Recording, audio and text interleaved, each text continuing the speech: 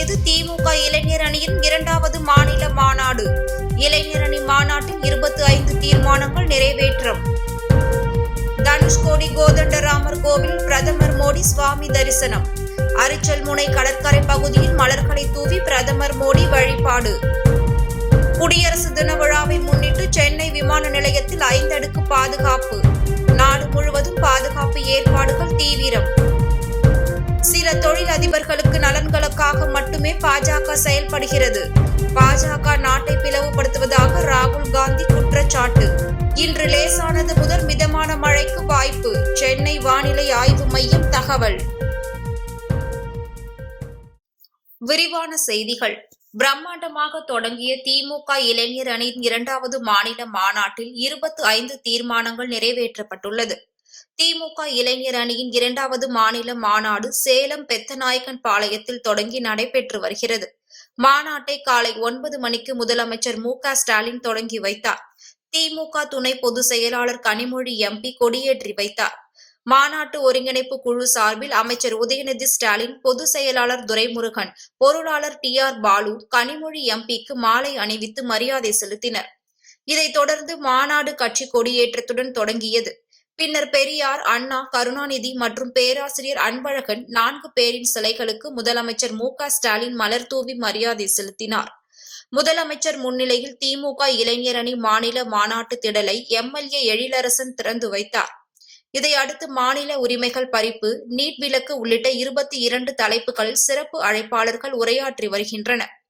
திமுகவின் 2வது இளைஞர் அணி மாநாட்டில் கலந்து கொள்வதற்காக ஏராளமான திமுக தொண்டர்கள் திடலுக்கு வருகை தந்துள்ள நிலையில் திருவள்ளூரில் இருந்து பெத்தநாயக்கன் பாளையத்திற்கு சிறப்பு ரயில் இயக்கப்பட்டது. திமுக இளைஞர் அணி மாநாட்டை ஒட்டி 8000 காவலர்கள் பாதுகாப்பு பணியில் ஈடுபட்டுள்ளனர். மாநாட்டில் திமுக இளைஞர் அணி தலைவர் உதயநிதி ஸ்டாலின் தீர்மானங்களை முன்மொழிய அது ஏகமனதாக நிறைவேற்றப்பட்டது. ஆளுநர் பதவியை அகற்றிட வேண்டும், கல்வியை மாநில பட்டியலுக்கு மாற்றிட வேண்டும், துணைவேந்தர் பதவி முதல்வர் வசமே ஒப்படைக்கப்பட வேண்டும் ஆகியனவற்றை வலியுறுத்தி 25 தீர்மானங்கள் நிறைவேற்றப்பட்டன. தனுஷ்கோடி கோதண்டராமர் கோவிலில் பிரதமர் மோடி இன்று வழிபாடு செய்தார்.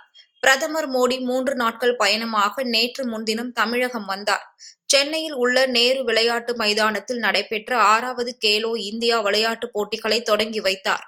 இதனைத் தொடர்ந்து நேற்று ஸ்ரீரங்கம் ரங்கநாதர் கோவிலுக்கு சென்ற பிரதமர் மோடி மூலவரை தரிசனம் செய்தார். இதையடுத்து திருச்சியில் இருந்து ஹெலிகாப்டர் மூலம் ராமேஸ்வரம் சென்றடைந்த பிரதமர் மோடி அங்கிருந்து ராமநாத சுவாமி கோவிலுக்கு காரில் சென்றடைந்தார். இதையடுத்து அக்னி தீர்த்த கடலில் புனித நீராடினார். பின்னர் கோவிலுக்குள் உள்ள 22 புண்ணிய தீர்த்த கிணறுகளிலும் நீராடினார். இதனைத் தொடர்ந்து ராமநாத சுவாமி கோவிலில் சுவாமி தரிசனம் செய்தார். மேலும் அங்கு நடைபெற்ற பஜனையிலும் அவர் பங்கேற்றார். இந்நிலையில் தனுஷ்கோடி கோதண்டராமர் கோவிலில் பிரதமர் மோடி இன்று வழிபாடு செய்தார். முன்னதாக அரிச்சல்முனை கடற்படை பகுதியில் மலர்களை தூவி பிரதமர் மோடி வழிபாடு செய்தார். அவருக்கு கோவில் நிர்வாகம் சார்பில் சிறப்பான வரவேற்பு அளிக்கப்பட்டது. பிரதமர் மோடியின் வருகையை ஒட்டி ராமேஸ்வரம், தனுஷ்கோடி உள்ளிட்ட பகுதிகளில் பலத்த பாதுகாப்பு ஏற்பாடுகள் செய்யப்பட்டுள்ளன. ஜாதி, மதம், இனம், மொழி அடிப்படையில் பாஜக நாட்டை பிளவுபடுத்துவதாக ராகுல் காந்தி குற்றம் சாட்டியுள்ளார். ராகுல் காந்தியின் 2ஆம் கட்ட நடைப்பயணமான இந்திய நீதி பயணம் கடந்த 14ஆம் தேதி மணிப்பூரில் தொடங்கியது. இந்த நடைப்பயணம் மொத்தம் 6713 கிலோமீட்டர் தொலைவிற்கு மேற்கொள்ளப்பட உள்ளது. தொடர்ந்து 110 மாவட்டங்கள், 100 மக்களவை தொகுதிகள் வழியாக 67 நாட்கள் நடைபெற உள்ளது. இந்நிலையில் ராகுல் காந்தியின் இந்திய நீதி பயணம் அருணாச்சல பிரதேசம் சென்றடைந்தது. தொடர்ந்து ராகுல் காந்தியை அருணாச்சல பிரதேச காங்கிரஸ் கமிட்டி தலைவர் நபம் தூகி வரவேற்றார். பின்னர் பாரம்பரிய மிக்க நிஷி தலைப்பாகையுடன் டோய்முக் நோக்கி நடைப்பயணம் மேற்கொண்டார். பின்னர் மேடையில் பேசிய ராகுல் காந்தி, பாஜக ஆட்சியில் மக்களின் குறைகளை கேட்க அரசு தயாராக இல்லை என தெரிவித்தார். பாஜக ஒரு சில தொழிலதிபர்களின் நலனுக்காக பாடுபடுகிறதே தவிர மிகவும் கஷ்டப்படும் மக்களின் நலனுக்காக அல்ல என தெரிவித்தார். குடியரசு தின விழாவை முன்னிட்டு சென்னை விமான நிலையத்தில் 5 அடுக்கு பாதுகாப்பு அமல்படுத்தப்பட்டுள்ளது. குடியரசு தின விழா வருகிற 26ஆம் தேதி நாடு முழுவதும் கோலாகலமாக கொண்டாடப்பட உள்ளது. இதையடுத்து மத்திய உள்துறை அமைச்சகம் நாடு முழுவதும் பாதுகாப்பு ஏற்பாடுகளை அதிகரித்துள்ளது.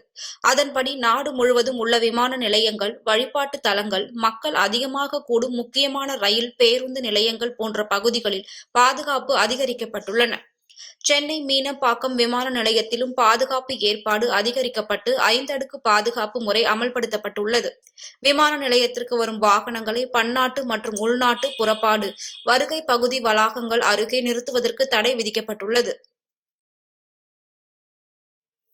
சபரிமலை ஐயப்பன் கோவிலில் மண்டல பூஜை மகரவிளக்கு பூஜைகள் முடிவடைந்த நிலையில் இன்று காலையில் நடை அடைக்கப்பட்டது.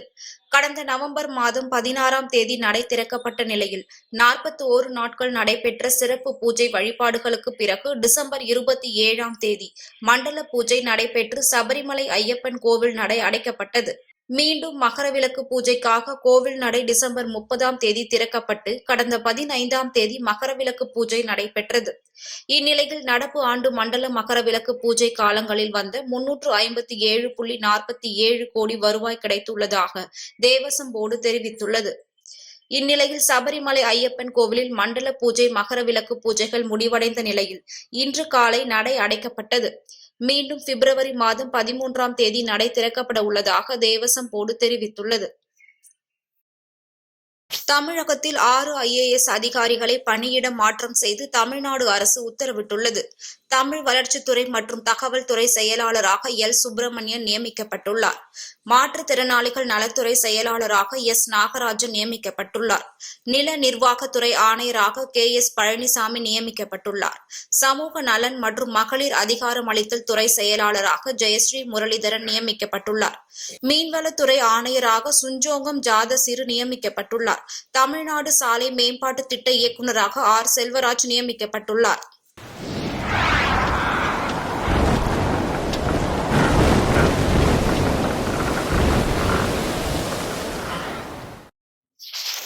தென் தமிழகம் மற்றும் டெல்டா மாவட்டங்களில் இன்று லேசானது முதல் மிதமான மழைக்கு வாய்ப்பு உள்ளதாக சென்னை வானிலை ஆய்வு மையம் தெரிவித்துள்ளது. கிழக்கு திசை காற்றின் வேக மாறுபாடு காரணமாக இன்று தென் தமிழக மாவட்டங்கள், டெல்டா மாவட்டங்கள் மற்றும் காரைக்கால் பகுதிகளில் ஓரிரு இடங்களில் லேசானது முதல் மிதமான மழை பெய்ய வாய்ப்பு உள்ளதாக தெரிவித்துள்ளது. மற்ற மாவட்டங்கள் மற்றும் புதுவையில் வறண்ட வானிலை நிலவக்கூடும் என்றும், தமிழகத்தில் ஓரிரு இடங்களில் அதிகாலை வேளையில் லேசான பனிமூட்டத்திற்கு வாய்ப்பு உள்ளதாக சென்னை வானிலை ஆய்வு மையம் தெரிவித்துள்ளது. சென்னை மற்றும் புறநகர் பகுதிகளை பொறுத்தவரையில் அடுத்த 24 மணி நேரத்திற்கு வானம் ஓரளவு மேகமூட்டத்துடன் காணப்படும் என்றும், அதிகாலை வேளையில் ஓரிரு இடங்களில் லேசான பனிமூட்டத்திற்கு வாய்ப்பு உள்ளதாகவும் சென்னை வானிலை ஆய்வு மையம் தெரிவித்துள்ளது.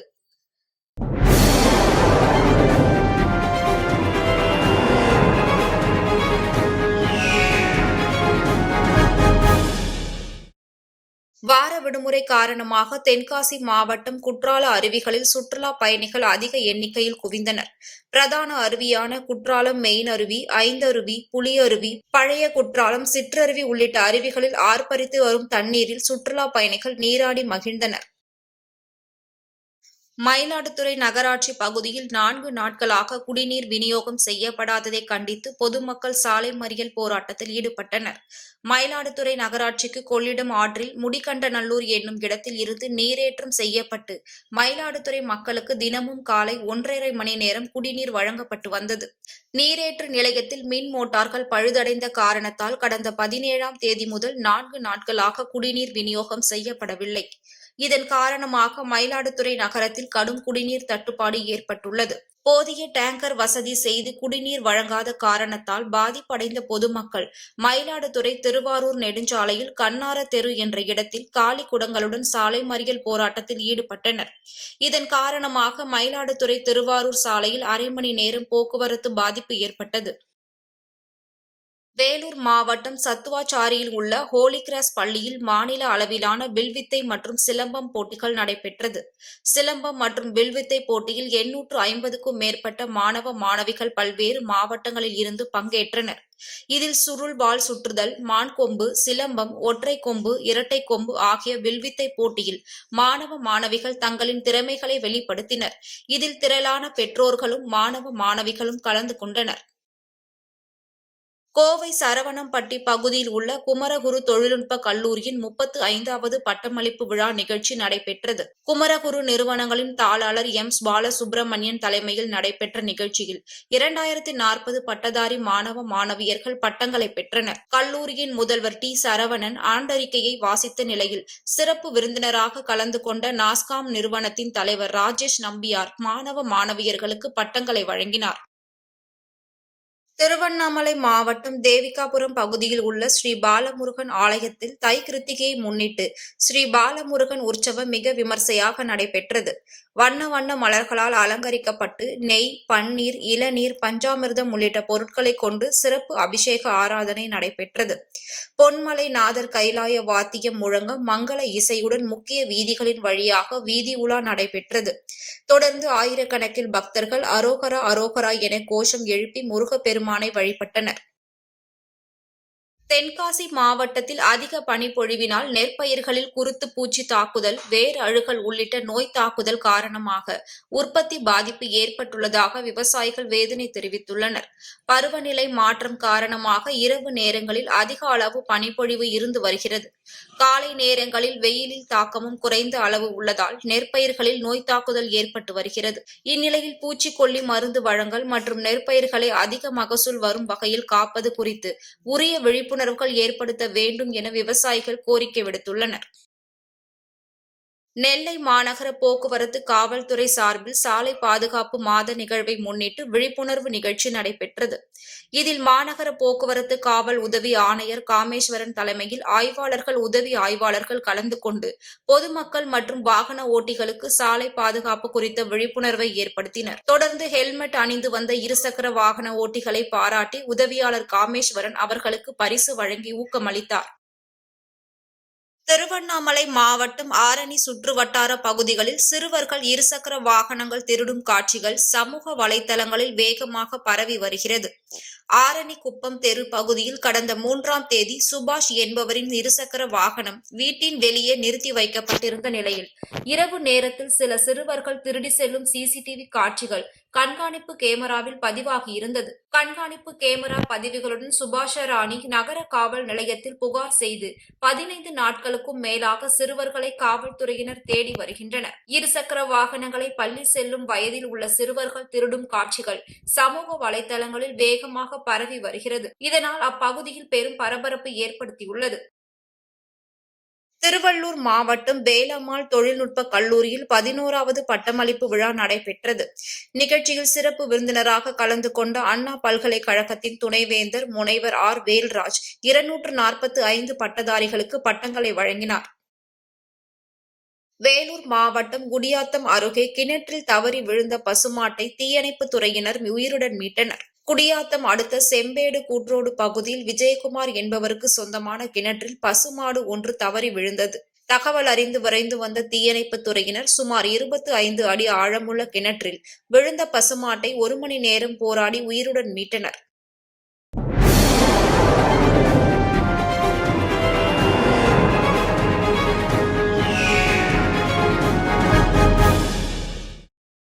தென்மேற்கு இந்திய பெருங்கடல் பகுதியில் 6.2 ரிக்டர் அளவில் சக்தி வாய்ந்த நிலநடுக்கம் ஏற்பட்டது. தென்மேற்கு இந்திய ரிட்ஜ் பகுதியில் அதிகாலை 3:39 மணி அளவில் இந்த நிலநடுக்கம் உணரப்பட்டது. இது ரிக்டர் அளவுகோலில் 6.2 அலகுகளாக பதிவாகியுள்ளது. இந்த நிலநடுக்கம் பூமிக்கு 10 கிலோமீட்டர் ஆழத்தில் மையம் கொண்டிருந்தது என தகவல் தெரிவிக்கப்பட்டுள்ளது. இதைத் தொடர்ந்து பிரேசில் நாட்டின் மேற்கு பகுதியிலும் 6.4 ரிக்டர் அளவில் நிலநடுக்கம் உணரப்பட்டுள்ளதாக தகவல் வெளியாகியுள்ளது. பிரம்மாண்டமாக தொடங்கியது திமுக இளைஞர் அணியின் 2வது மாநில மாநாடு. இளைஞர் அணி மாநாட்டில் 25 தீர்மானங்கள் நிறைவேற்றம். தனுஷ்கோடி கோதண்டராமர் கோவில் பிரதமர் மோடி சுவாமி தரிசனம். அரிச்சல்முனை கடற்கரை பகுதியில் மலர்களை தூவி பிரதமர் மோடி வழிபாடு. குடியரசு தின விழாவை முன்னிட்டு சென்னை விமான நிலையத்தில் 5 அடுக்கு பாதுகாப்பு. நாடு முழுவதும் பாதுகாப்பு ஏற்பாடுகள் தீவிரம். சில தொழில் அதிபர்களுக்கு நலன்களுக்காக மட்டுமே பாஜக செயல்படுகிறது. பாஜக நாட்டை பிளவுபடுத்துவதாக ராகுல் காந்தி குற்றச்சாட்டு. இன்று லேசானது முதல் மிதமான மழைக்கு வாய்ப்பு. சென்னை வானிலை ஆய்வு மையம் தகவல்.